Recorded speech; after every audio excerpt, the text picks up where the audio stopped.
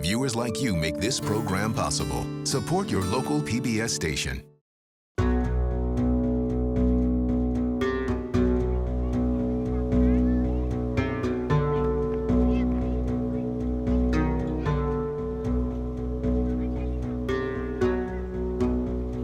It was in the spring of 1966 in northeastern India that Norman Borlaug came face to face with the enemy he had been fighting all his life.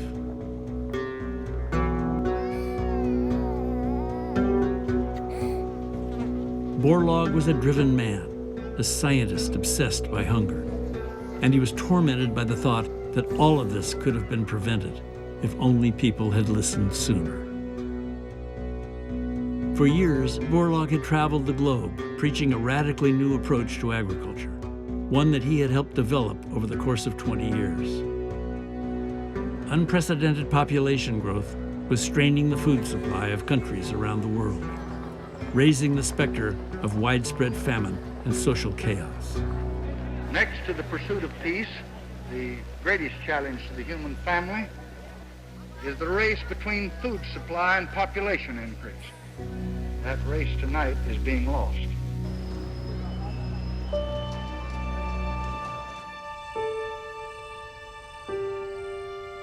Dr. Norman Borlaug, an Iowa-born crop expert, was awarded the Nobel Peace Prize yesterday for his work toward easing the world's hunger problem. Within just 5 years, Borlaug would be hailed around the world for saving countless lives through what was called the Green Revolution. But Borlaug's stunning successes had also unleashed vast, turbulent forces. The number of people who are hungry declined dramatically, but there's enormous social upheaval. There is huge environmental damage. Norman Borlaug was responsible for the spread of large-scale industrial agricultural production around the world. I certainly don't think that it's any credit to the Nobel Prize that Norman Borlaug got it. Half a century later, Borlaug's revolution continues to shape our world. It's really impossible to understand the massive growth of the human population, to understand the urbanization of our species, to understand our tremendous increasing ecological impact on the world, unless we understand Norman Borlaug and the Green Revolution.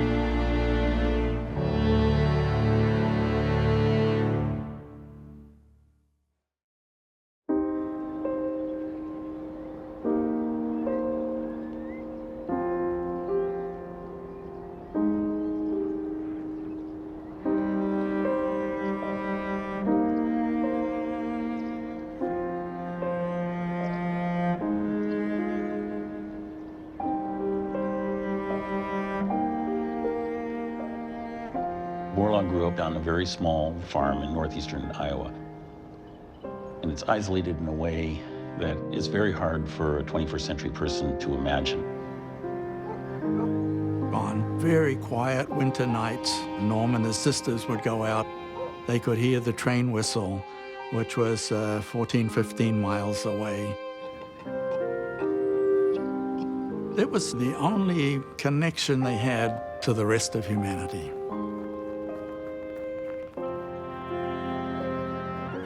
Norman Borlaug was born in 1914 into a clan of immigrant farmers.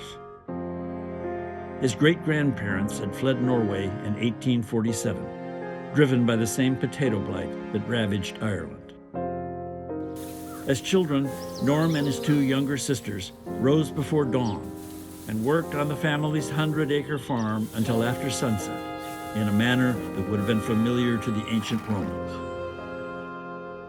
Every year he harvested himself 250,000 ears of corn. He worked very, very hard, but he hated it. Norm had no prospects whatever. He had to stay on the farm and work. And then when his father died, he would take over. In the late 1920s, when Norm was finishing grade school, he saw signs of a technological revolution that was transforming rural life. Henry Ford produced a little tractor, and that tractor did for farmers what his Model T did for the general public. The Fordson, it's called. Typically, in those days, about 40% of a farm was devoted to growing food for the oxen and horses. When you had a tractor, that land became available to grow food, and the farm's effective size doubled, their income doubled.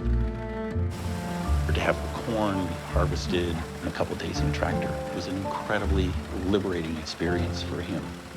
Anybody would draw a lesson from that, and he certainly did, that this kind of technology equaled freedom from toil. The fabled future had arrived, Borlaug recalled, and was even more fabulous than anything we dared wish for. That's how he got some education beyond 8th grade. Because of the tractor and these modern things, he had confidence in technology for the rest of his days.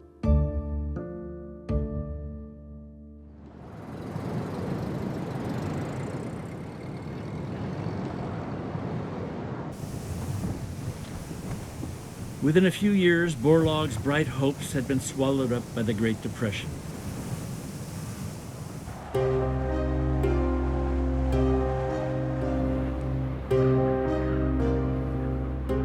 In Iowa, the rain stopped. Clouds of locusts blotted out the sun. Dust storms buried farms and towns alike.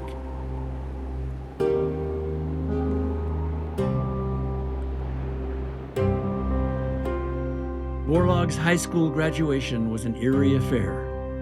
No one mentioned the future. In the fall of 1933, with just $61 in his pocket, he left the farm for Minneapolis. He hoped to get an athletic scholarship at the University of Minnesota. He didn't think he was very smart. He didn't think he was well educated or anything like that. He hoped that this was his way into a better life.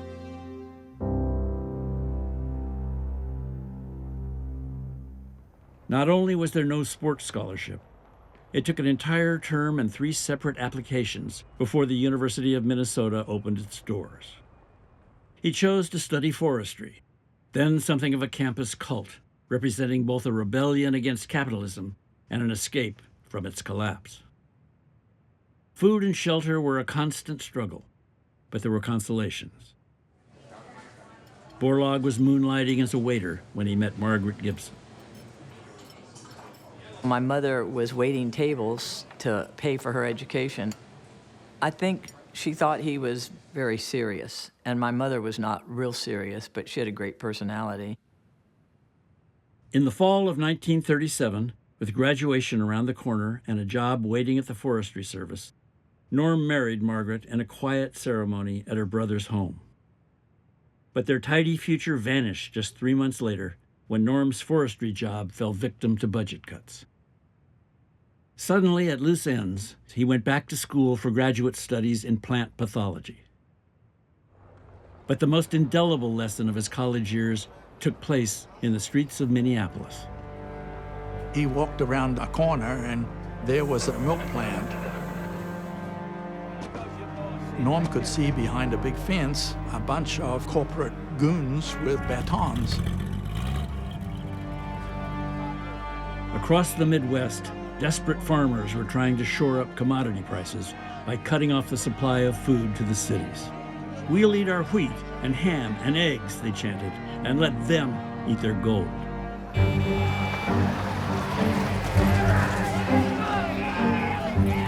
Dairy farmers were going to dump the milk because they couldn't sell it for enough to make a living. Hungry people descended on these trucks and demanded the milk. And all of a sudden, they charged, and Norm was trapped by the crowd. And these batons were coming right towards him, swinging and hitting people over the head. Bodies and blood were scattered and spattered all over the street, Borlaug wrote. I took off running, trembling, frightened. I'd seen how fast violence springs to life when hunger, misery, and desperation infect the public mind. It was terrifying to him. And he saw how hunger can just turn, as he sort of put it, men into beasts.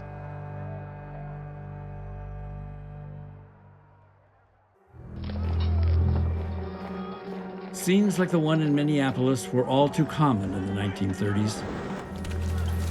Hunger and deprivation were fueling political instability around the world, dragging humanity into a brutish struggle for resources.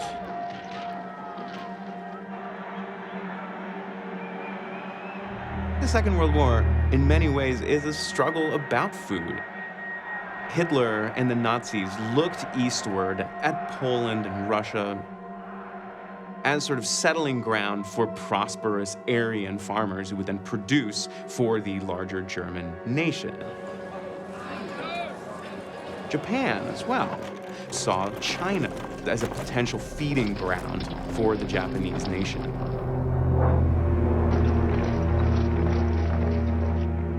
But these big dreams are dependent upon the subjugation, if not murder, of millions of people.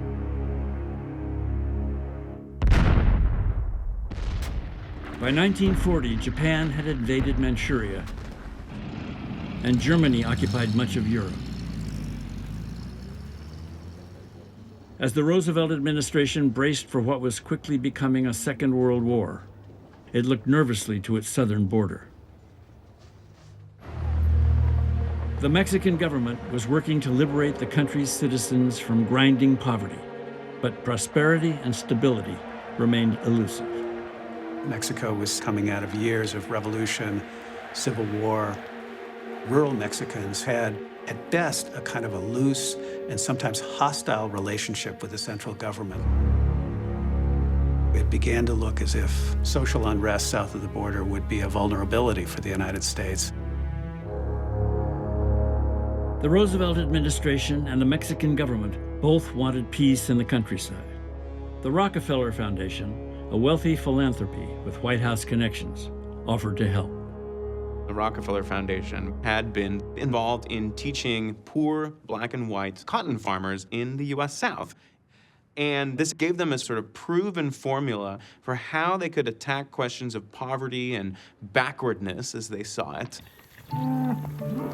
By 1942, the Rockefeller Foundation and the Mexican government had negotiated a carefully targeted plan. They wanted to raise the economic standard of living among the impoverished farmers who tended to live in the densely settled plateau around Mexico City. The United States is anxious to stabilize Mexico, and the Mexican government was eager for this.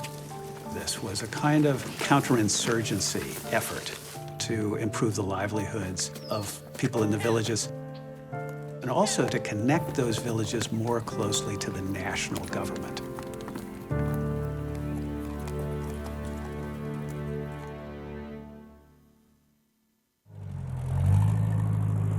On the 7th of December, 1941, Norman and Margaret Borlaug were driving east from Minneapolis to Wilmington, Delaware, where Norman was due to start his first job at DuPont Chemical.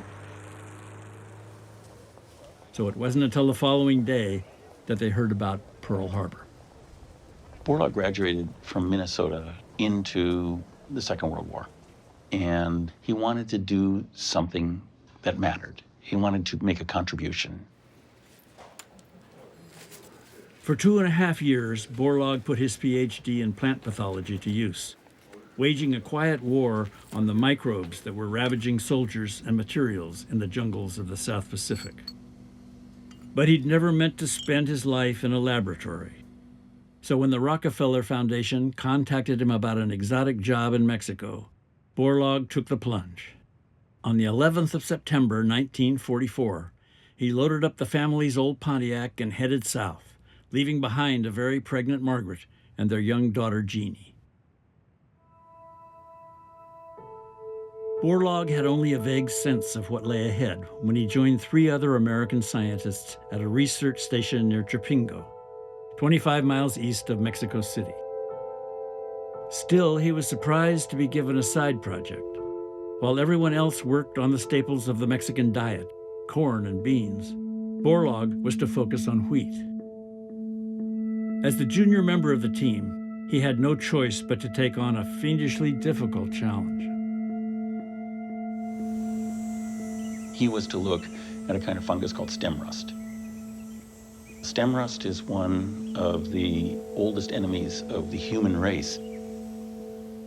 The Romans had a god of stem rust that they would sacrifice to propitiate it, to try to keep it away. Stem rust had driven Borlaug's family out of the wheat business back in 1878. Now it was killing half of Mexico's small wheat crop, year after year. Stem rust migrates. These are trillions and trillions of spores sailing on the wind. And when they find wheat plants of the right maturity, it just destroys them. His background was actually in forestry, so he didn't have a lot of training in the breeding of wheat. Borlaug was already reeling when a telegram arrived at the end of November 1944. Margaret had given birth to a boy with spina bifida. For 3 agonizing days, Norm waited for a flight back to Wilmington. He found Margaret at the hospital with an awful predicament. Scotty was in an isolation ward. They couldn't touch or comfort him. His affliction was essentially a death sentence. Norm announced that he was taking his old job back at DuPont so they could all be together. "My husband has a future," Margaret insisted. "My baby has none. You go back. I'll come when I can." A few weeks later, Margaret and Jeannie followed Norm to Mexico City.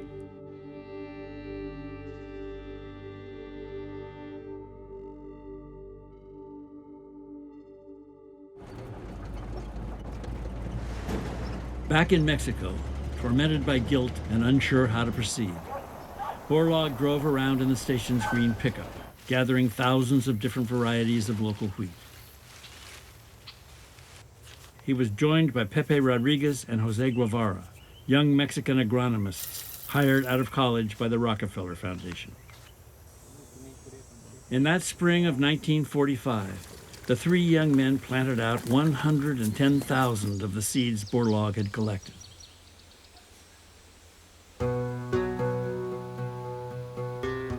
Borlaug's just hoping like hell that some of the wheats can withstand the trillions of spores that are going to be landing. All summer they trudged through the rows, weeding out every seedling that showed the telltale pustules. Of the 110,000 plants, just 4 were still alive at harvest time.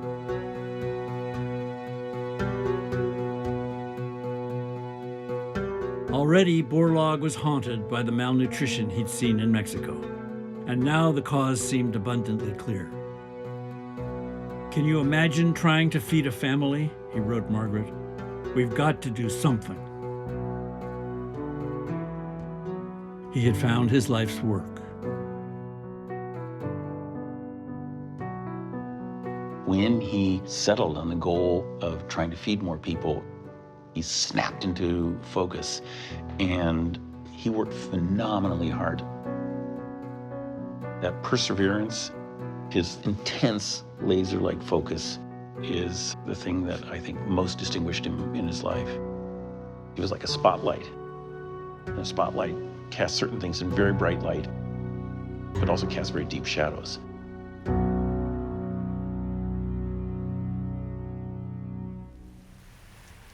Driven by a new sense of mission, Borlaug devised a plan to speed up the breeding process. After the fall harvest at Chapingo, he would head north with his most promising seeds and plant them in Sonora, where wheat is grown during the winter. When spring came, he would harvest that generation, rush back to Chapingo with the new winners, and start the process over again. By growing 2 generations every year, Borlaug could solve Mexico's wheat problem and ease malnutrition in half the time. Shuttle breeding, he called it.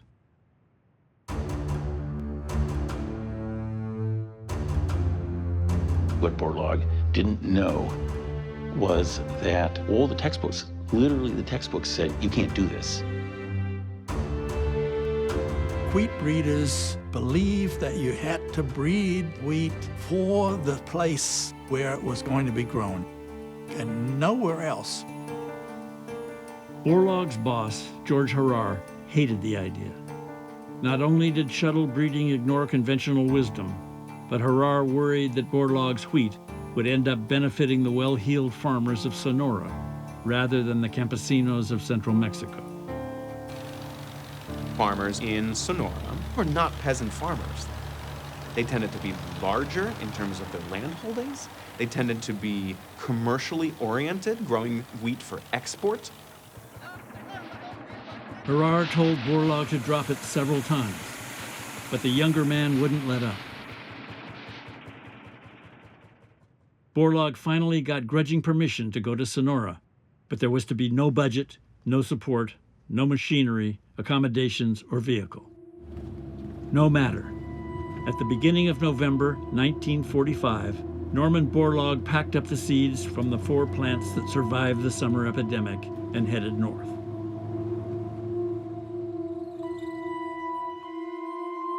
He went up to Sonora, and he squatted in a derelict old research station that had been abandoned. It had no running water. The windows had been broken out, and there were rats everywhere. He didn't have a tractor. He didn't have a horse. So he was actually taking a harness, that normally was attached to a draft animal, a horse or an oxen or whatever, strapping it around his chest and arms, and plowing himself. There was, in fact, a method to Borlaug's madness. By crossbreeding his 4 survivors with other successful varieties, he hoped to produce the perfect wheat. The critical moment arrived when the wheat began to flower. Wheat is self-pollinating. So to make a cross-pollination, you have to cut the female floret when it's just at the right point and remove all of its pollen so that it can't pollinate itself. You got to get every last one. Then you have to cover it with a paper to stop any foreign pollen blowing in on the wind. 4 days later, when the male is producing pollen, then you bring that one over and pour its pollen down, so you've got a cross-pollinated plant. It's very, very complicated, and Norm had to teach himself. This is something that plant breeders have been doing for a very, very long time.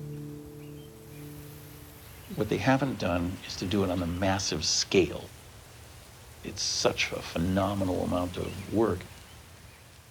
Nobody in their right mind would think of doing it.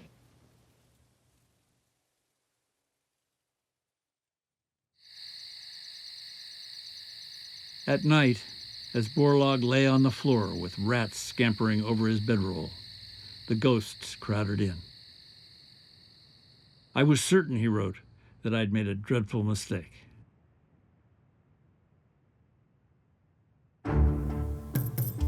Over the next years, Borlaug's doubt slowly gave way to the realization that he was onto something big.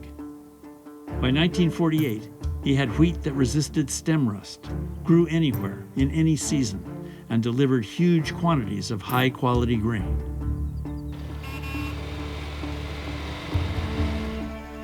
But that remarkable achievement came with one big catch. In order to deliver those yields, his wheat needed unprecedented levels of chemical fertilizer and lots of water. Fertilizer was the key to getting the absolute greatest productivity out of these plants. 10 times what the average wheat farmer was getting. Borlaug wanted to fight hunger by producing lots of food, but his wheat relied on a costly recipe. Only farmers who could afford that fertilizer and had access to irrigation water stood to benefit. Poor farmers, the ones the Rockefeller Foundation had come to help, would be largely left behind. Borlaug is coming to challenge, in many ways, the established direction of the program which was trying to help small-scale poor farmers in central Mexico. And George Herrar, who's Borlaug's boss, basically tells him, you've got to stop this. It is a fundamental distraction from what we're trying to accomplish with this program. And Borlaug throws down the towel and says, I'm quitting. Borlaug had very definite thoughts about the way that agriculture should develop. You make it possible for very few people to raise vast amounts of food,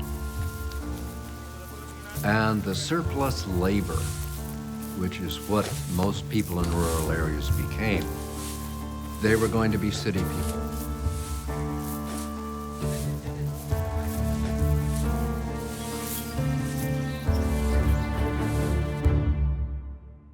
Borlaug marched out of Herrar's office and began making plans to leave the country.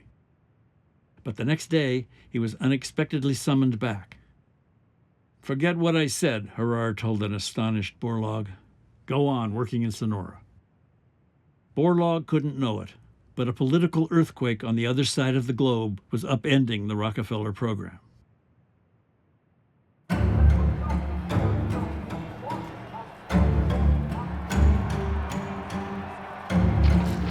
Chinese communist troops marched south, singing about rice and beans.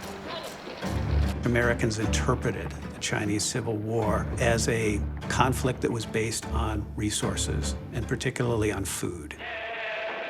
By that summer of 1948, Mao Zedong's communists were sweeping across China. In Washington, alarm bells were ringing. There's a growing sense that the Cold War was spiraling out of Americans' control. Fear especially that what was going to tilt the Cold War in the Soviets' favor was discontented peasants around the world. This new threat gave American policymakers an urgent priority. It was a rather simple idea, that no one becomes a communist on a full belly, that we can tilt the scales in favor of the free, capitalist, democratic world. If we can just produce enough food. Borlaug's miracle wheat might not help peasant farmers in Mexico, but it could win hearts and minds in the struggle against Joseph Stalin and Mao Zedong. The Rockefeller Foundation, bosses in New York, working quite collaboratively with the State Department, come to realize that Borlaug is actually doing something that might be valuable for the global Cold War. A universal program to feed a hungry world. The Rockefeller Foundation began recasting the Mexico program. Not only was Borlaug given a free hand in Sonora, but his agenda began to eclipse the original mission.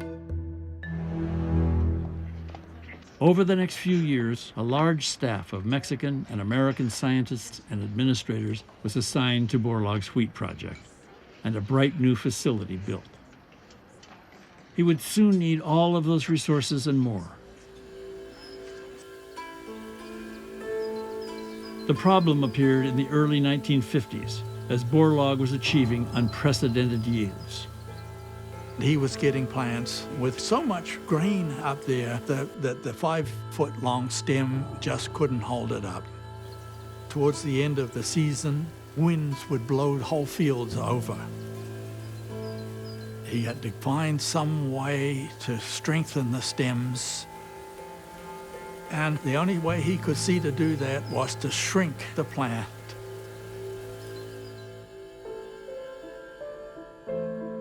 Borlaug began crossing his top lines with what was called a dwarf wheat, descended from varieties developed in Japan a century before. This time, there were no shortcuts, no lucky breaks, just thousands and thousands of crosses and years of frustration.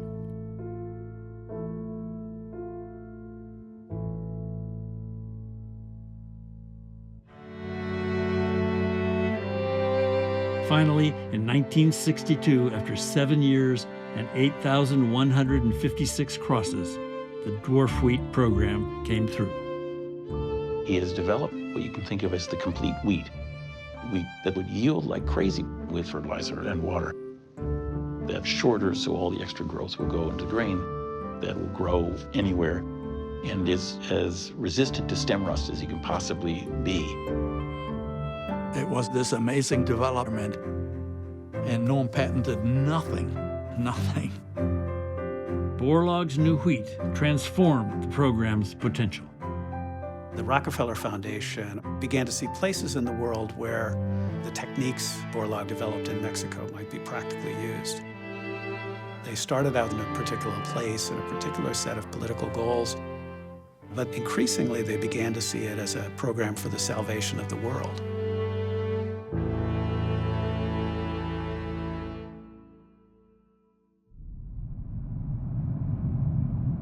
In January of 1963, just a few months after Borlaug's masterstroke, an invitation from an Indian agricultural scientist landed on his desk. Within weeks, Borlaug was on his way to New Delhi. One of the most far-reaching enterprises of the 20th century had begun.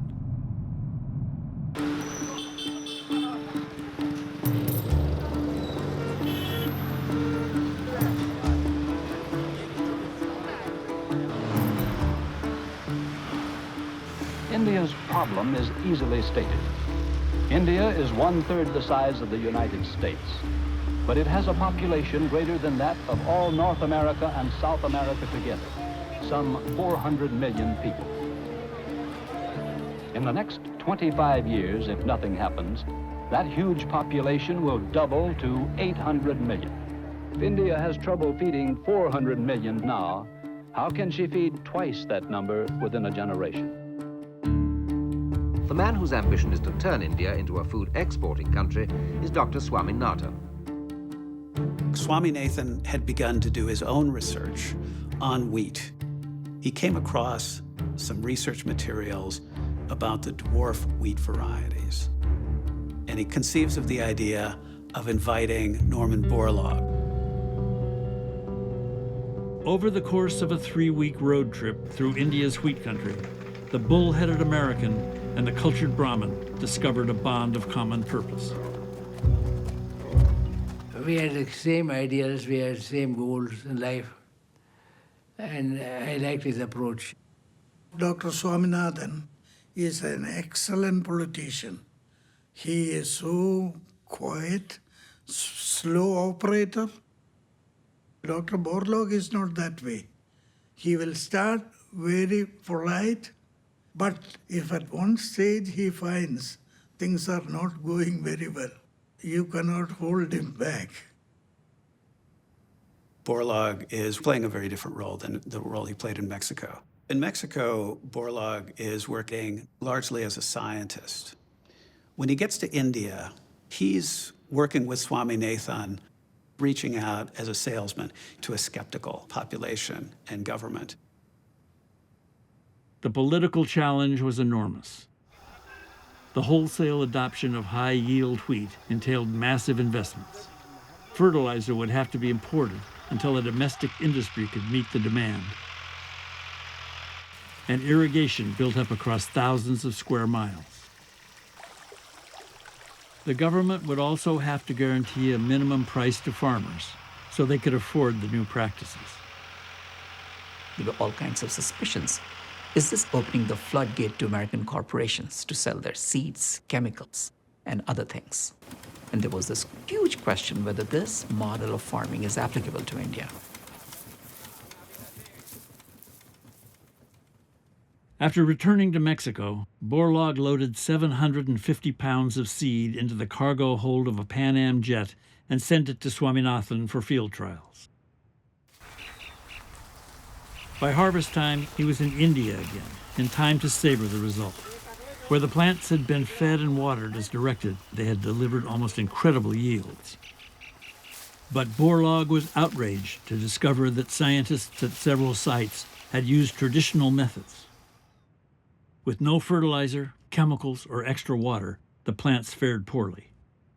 This, they insisted, was how wheat was grown in South Asia. Most of Indian farming was for subsistence. Gandhian ideology talks in terms of restraint in use.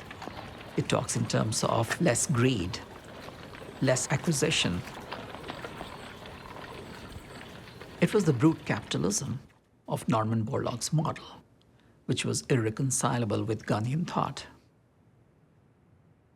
As far as Borlaug was concerned, India was in danger of widespread famine, and it was almost criminal to object to a solution. This was utter folly, he noted, and we ignored it. But folly or not, Borlaug and Swaminathan couldn't bring the authorities around. It was going to take more than a few field tests to shake up the world's largest democracy.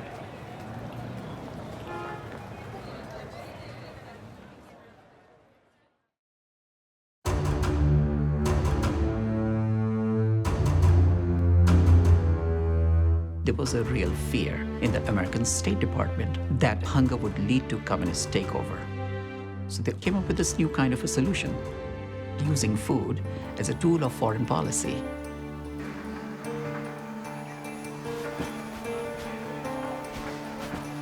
In the mid-1950s, the United States began sending its surplus grain to countries like India under a program called Food for Peace.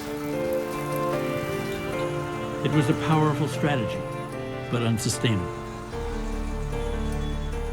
In 1965, India consumed 1/5 of America's wheat crop. By 1970, it was projected to need 1/2.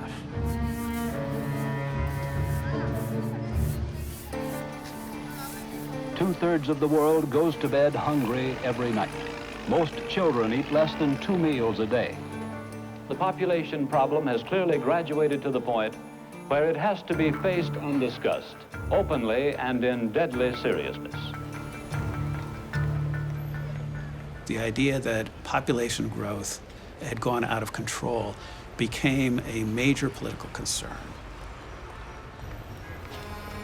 The United Nations began holding sessions on the question of population. The US Congress began wondering whether the food supply would keep up with global population growth.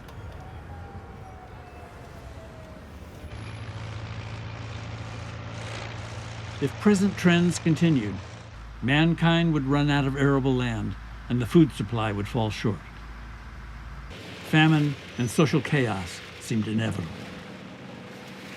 Most of the good acres are already in cultivation. So you have to get more food from every acre you harvest.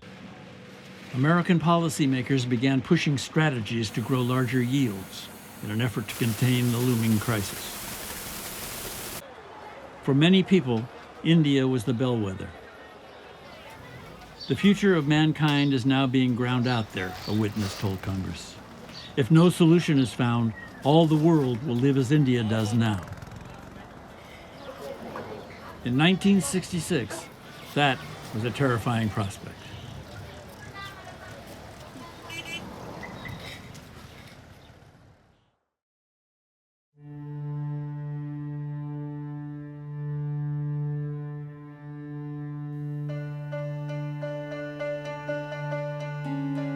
Even in good years, millions of Indians suffer from malnutrition. This year, 70 million lives may be in peril in the worst drought in India's history as an independent nation. 1/3 of Bihar has been declared as famine area. Water is a major problem. The Prime Minister, Mrs. Indira Gandhi. All of us must come together to alleviate the agony of millions of our stricken people. I was born in 1966 in the state of Bihar. When my state was passing through this famine, that famine was real and it led to death. During those terrible days, Borlaug wrote, I saw miserable homeless kids pleading for scraps of bread. Each morning, trucks circled the streets, picking up corpses. That's when my patience ran out. Borlaug's frustration boiled over in a meeting with one of their leading Indian opponents. Ashok Mehta, the head of the Planning Commission, determines the priorities where to allocate the money, how the policies are set. He was the person who was holding back. Borlaug barges into the guy's office and explodes. Unless the policy is changed soon, Borlaug shouted, farmers will riot, and social and political disorder will spread across the countryside. And you, personally, will be to blame.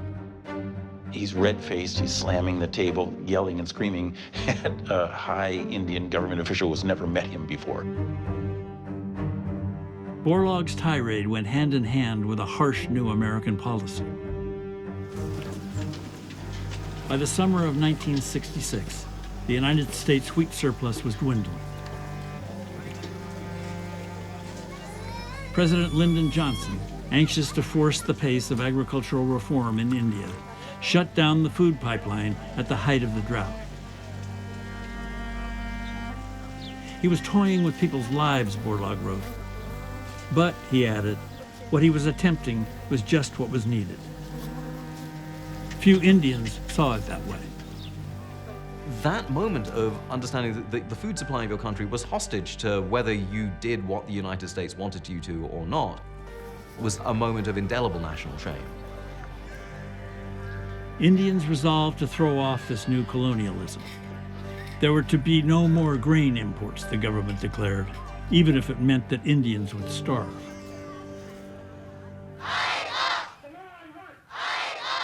In these new circumstances, Borlaug's program took on a different aspect.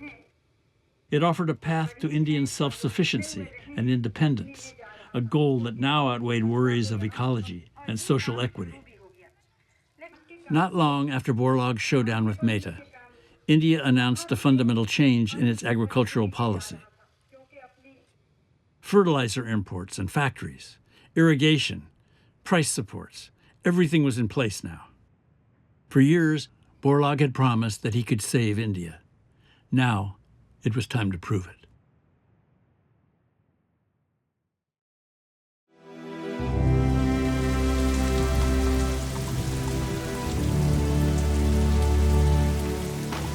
Fertilizer had been distributed around the country. The test plots had been stretched out to almost 1 million acres, and the rains cooperated.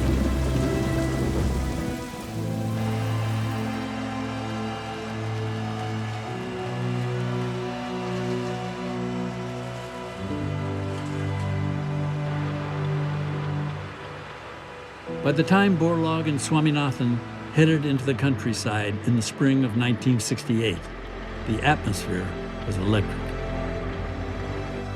Reports began to arrive in New Delhi of grain silos that were being overwhelmed.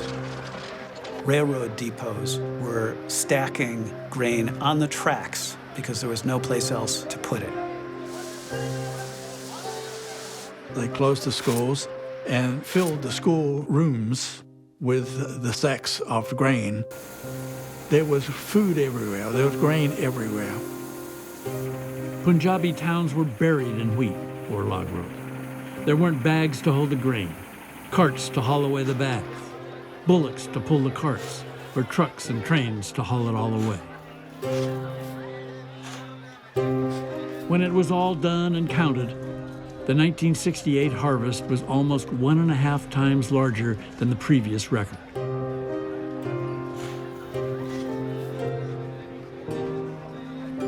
It marked the beginning of a movement that would change the face of the world. Soon afterward, an American diplomat gave that movement a name and an ideology. The term Green Revolution was meant to contrast this program, which was now seen as a tremendous global success, with the Red Revolution, which was at that time sweeping the world, and particularly in Asia. At the end of the day, Green Revolution was ideological in nature. Norman Borlaug represented American faith in agricultural capitalism.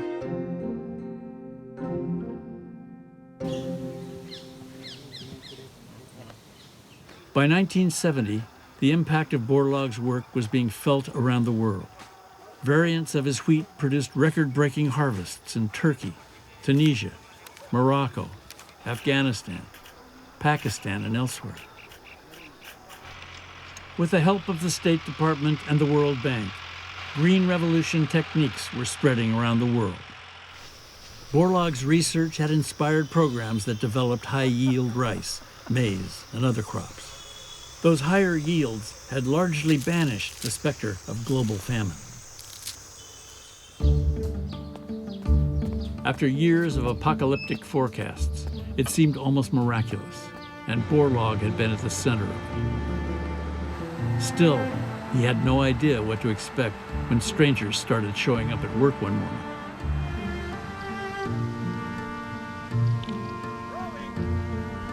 Doctor, a few hours ago you were informed that you won the Nobel Peace Prize. Why do you think you won it? Well, Mr. White, I suppose it has something to do with the Green Revolution. The 1970 Nobel Peace Prize was awarded today to Dr. Norman Ernest Borlaug. His efforts are credited with saving millions of persons from malnutrition and starvation. Overnight, Borlaug's life became a whirlwind. Everywhere he was revered for having saved the world from disaster.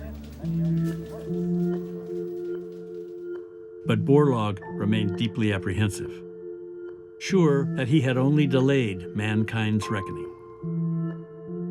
We are making progress at the present time. We can't relax. We must continue. The Green Revolution has bought 20 to 25 years. The world can support so many individuals at a certain population level. But I think that we might be able to cope and buy 20 or 30 years of time. He believed that he had bought time for the world to deal with the population problem and to bring it under control.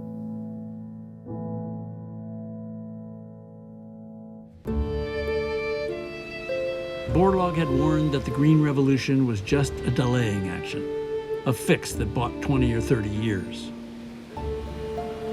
But by the turn of the century, those decades had passed.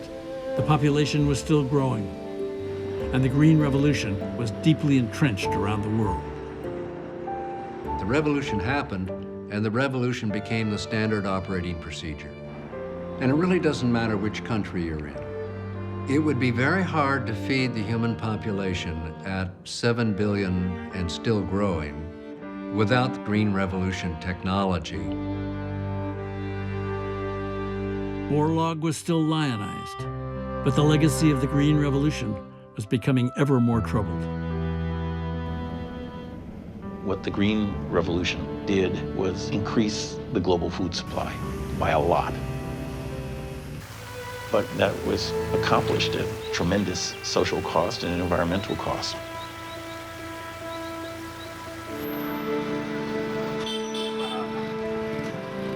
There is no doubt that the Green Revolution resolved the question of food scarcity in India. But in parts of India, the impact can be seen in the degradation of soil, in the reduction of water table, a broken agrarian community, a broken society. After the Green Revolution, most people ended up living in cities. People were not needed in the rural areas. There was nothing for them to do. Not only does much of Mexico come to be soaked in toxic chemicals, we see this massive outmigration of Mexican farmers out of the countryside and into cities. Millions of Mexicans who've chosen to emigrate to the United States in the last 30, 40 years or so are the former campesino farmers from central Mexico.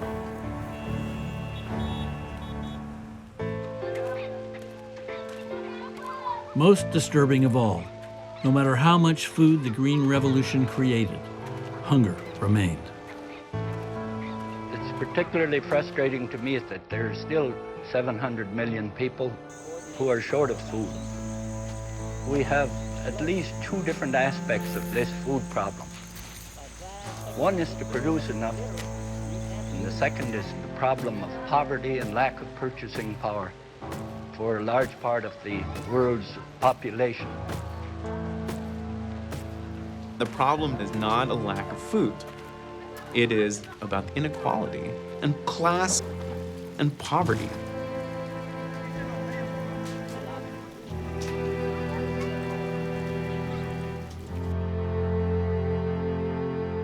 Norman Borlaug died in the fall of 2009. To the end, he remained outspoken, stubborn, selfless, and obsessed by his war on hunger. Over the course of his life, he rarely reflected on his place in history. But once, not long after he won the Nobel Prize, Borlaug visited his ancestral homestead in Norway, where he wandered alone, contemplating his role in what he called the great sweep of human events. Lurking in the edges of my consciousness, he recalled, I could see the point at which an over-burgeoning humanity becomes too much for Mother Earth to bear.